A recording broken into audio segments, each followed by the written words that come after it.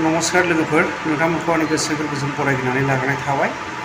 बे समाव नोंथांमोननि गेजेराव आङो लाबोनो सानदों दानो फेरेंगा बसुमतारी जे हांगार गोसोम जाग्रा बिथाङा जे दानो बुंदों थांनाय जे सरकारावहाय गोबांथार जौ जुवाजों बिथांमोना टाइम पास खालामदोंमोन आरो जे डिसिसन लादोंमोन 17 बोसोरावहाय बिथांमोना जौजों लोंनानै निसा जानानै बिथांमोना डिसिसन लादोंमोन।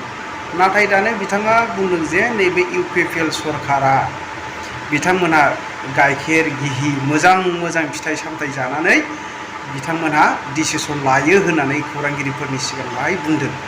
नोंथांमोना बिथांनि बुंनायफोरखौ खोनासंलांदो। बेबायदिबाखि खौसेथि जानो हागोन। बिथांमोना दिनै खौसेथिनि मुङावहाय खौसेथि बुंदों। दानो बिथांमोननि रावनिफ्राय दानो खौसेथि जागोनखौ जोङो नुनो मोना। सानसे जोङो नुनो मोनो खौसेथिनि बाथ्रा, सानसे जोङो नुनो मोनो बिथांमोनखौ सोंखारिलायनाय। जुदि बेबायदि सोंखारिलायबाय थायोब्ला बिथांमोनहा मालाबाबो खौसेथि जानो हानाय नङा।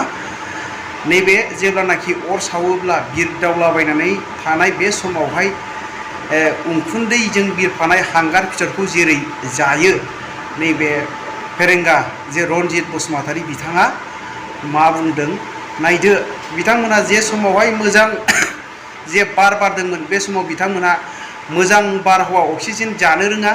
जेरै फेरेंगा बसुमतारीया नैबे अर सावोब्ला जेरेखम उखुन्दै गुरलाबायनाय समावहाय हांगार जायो बेबायदिनो बिथाङा गाज्रि नैबे प्रदुषनावहाय हांगार जानायखौसो जोङो नुनो मोन्दों।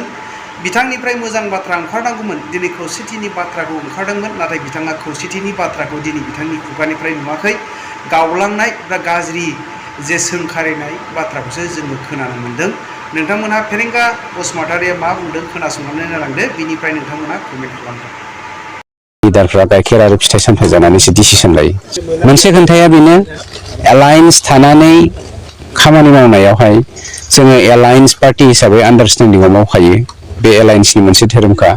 बेखौ लानानै रायजो राजानि सिगाङाव सोरबा अपोजिसननि मानसिफ्रा हयथ' राजखान्थि मुलाम्फानि थाखाय माबा मोनसे बुंनो हागौ। बेखौ जोङो एसेबां गोरोस गोग्लैयाखै।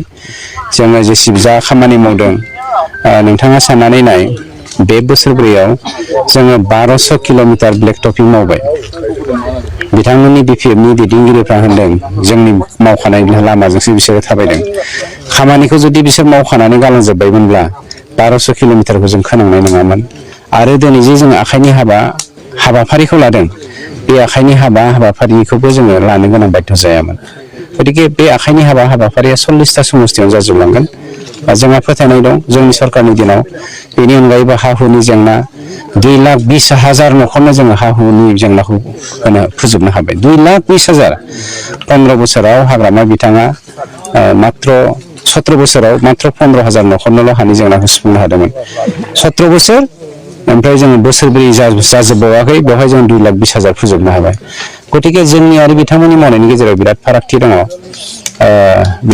बिथांमोननि समाव बिथांमोननि लिडारा जौ लोंनानै डिसिसन लायोमोन। जोंनि लिडारफ्रा गाइखेर आरो फिथाइ सामथाइ जानानै